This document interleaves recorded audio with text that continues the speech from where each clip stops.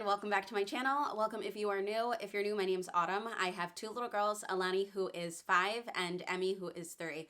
And this is going to be my February homeschool update. On my channel, I make lifestyle, motherhood, travel, homeschool videos, so if those types of things interest you, please make sure to hit that subscribe button. At the time of me filming this video, we literally just got back from the Bahamas yesterday, so I have a ton of clips to edit for those vlogs, but I really wanted to make sure that I got this February update done. Curriculum-wise, not much has changed. I did mention in my last video that I wanted to add in more games. I was kind of going back and forth on whether we were going to finish kindergarten math and start first, or if I was just going to add in more games and just really build Alani's fluency even more. That is what I decided to go with, and I did already show some math games that we are using, but since those were games that I had actually purchased, I wanted to just show some that I will link below. Absolutely free, absolutely easy to just put together, and you don't have to scroll through TPT or any of that stuff to try to find different games. So again, I will put the link down below, but these games are free and printable, and I completely forgot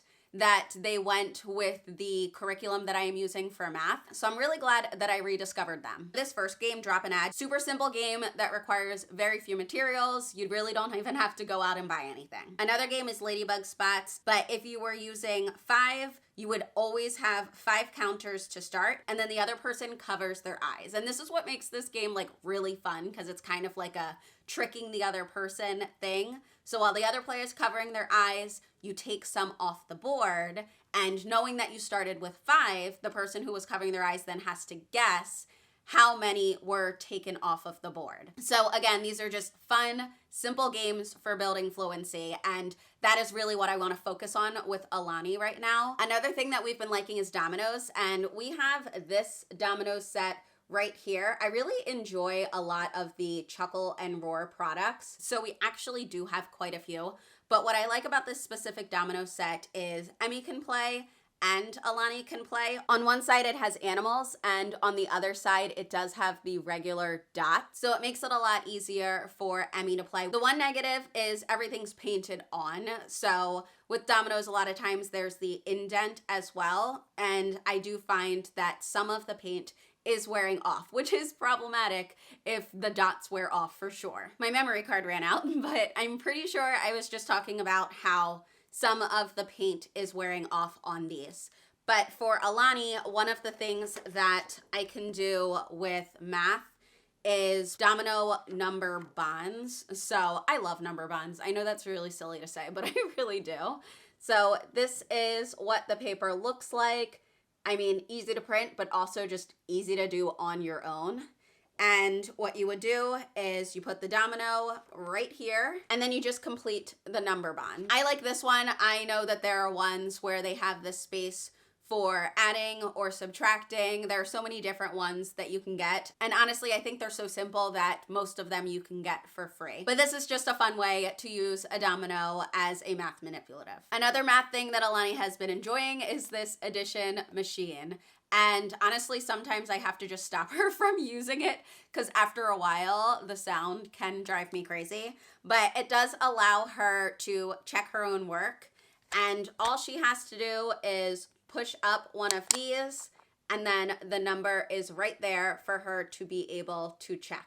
So she absolutely loves this. And I honestly do think that it has helped with her fluency, and it gives her the ability to feel like she's more independent. As I said, not much else has changed, but I did add in this game because I really wanted to, again, all about the fluency, work on Alani's CVC word reading, and this game is so much fun. It's basically Candyland, but with reading. We're doing CVC words, but they also have long vowels, and they also have blends and digraphs. So you can use this at different skill levels. This is what the game board looks like, and as I said, it's basically Candyland, but with reading. So if there are 2 words and they read it successfully, then they move 2 spaces of that color.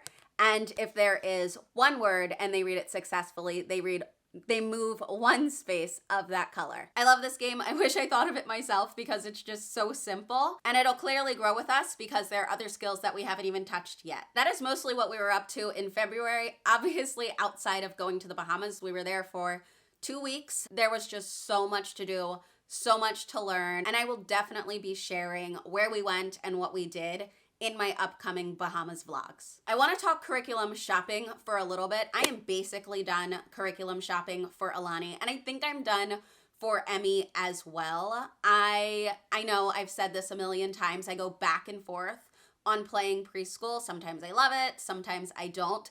But I think that's just what I'm going to continue with Emmy. We will see. I'm still continuing to look at preschool stuff. But I do have the little passport subscription for Emmy. And there are so many things that I already know within Alani's curriculum that I will be able to pull Emmy in on. So I don't think I'm going to purchase a full curriculum for Emmy, but don't hold me to that. Oh, and completely unrelated, I put these nails on before we went to the Bahamas, and they basically lasted the full 2 weeks we were there. Like playing in the sand, looking for shells, going in the ocean, washing my hands a million times, opening up cans of rum cocktails, whatever I was doing, basically these lasted. I had to re-glue these three, but this is like my dominant hand, so that's really not surprising, and that wasn't even until the end of the trip.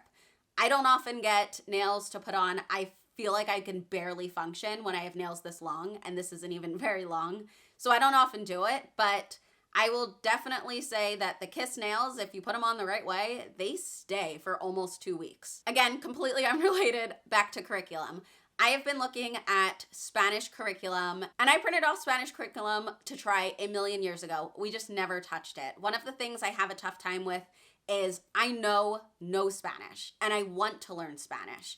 So I do want to learn with my girls. I don't want to just like put them on the computer with someone on OutSchool and have them learn, and I like barely know anything. I would really like to learn with them. So we are going to be doing the trial of Homeschool Languages, which I printed, again, so long ago. I just never used it. So I want to commit to using this so that I know if this is what we want to use next year for our Spanish curriculum. If you have a language curriculum, we want to do Spanish, but if you have a language curriculum that you think is really good, or if you have experience with Homeschool Languages and you think it's good or you don't really love it, please let me know, because this is something that I have actually tried a few things and I don't really know what I want to do. So I'm going to try this. We're going to see how it is. And if we love it, then I think we're going to go with this for our Spanish curriculum. I think I'm just going to buy the set. I don't feel like printing out everything. I'll probably just buy the box that they get. But definitely let me know if there's a language curriculum that you love. Other than that, I just have a few things that I need to print and purchase, and I will make sure to do the videos of what curriculum we are going to be using. Make sure you subscribe those so you don't miss those ones. The last things that I wanted to mention are what I got in my little mini haul. This next one isn't exactly subject related, but I thought it would be really great. This is charades for kids. And what I really like about this one is there's no reading required. So they have these cards, and I will show you what is on these cards. They have pictures, so you can act out the pictures, and I already looked through the directions. They do allow sounds, which I think also makes it easier for kids. But as my girls get older, you actually just roll the die, and whatever number it ends up on is the number you choose, number 1, number 2, or number 3, and that's what you're acting out. Once they're able to read, or if we do teams, that is something that we can actually follow the directions for, and even as they get older, we can also take out the making sounds thing, so it is a little bit more like charades. But as I've said before, I love games that I feel like they could grow with our family, and I think this is one of them. As I've been looking through all of the science curriculum, it's gotten me really excited. So I ended up grabbing this kit that I know the girls will love. It's a few different random science experiments. Now I know that I could go online and I could probably find most of these, and I probably have things within my house to do these, but the problem is actually doing that. The execution is where I have the issue. So I have learned that when it comes to some things, if I just buy it and I have everything I need, we will do it. And that is just how it works for science for us. That's just how it's been. So this is not related to any of the science that we are currently doing, but I just thought it would be really fun to have, and I know the girls will love it. So I'm excited to open this up. Maybe we'll just do like one a week, something like that. This is something that we don't need right now at all, but I saw it and I was excited and I wanted to do it. We have not even started time yet. I know it's going to be in the curriculum for next year. Obviously, I could just teach her right now and I don't have to wait for the curriculum, but I do find that actually following some sort of schedule of things really helps me to not get overwhelmed. So again, I didn't need to buy this, but I will already have it when we do time, and I thought it looked really cool. One of the things I like is that there are so many different activities that you can do.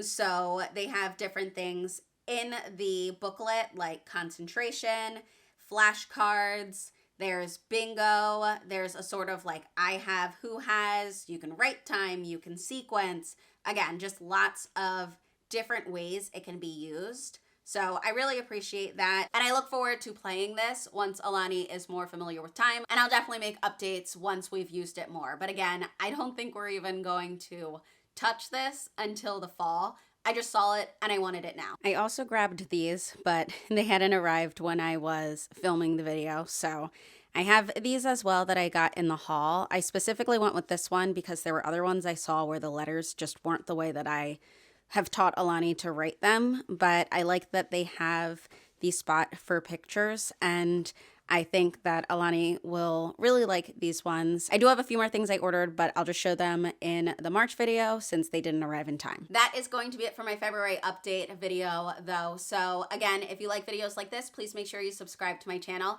As always, thank you so much for watching, and I will see you in the next video. Bye.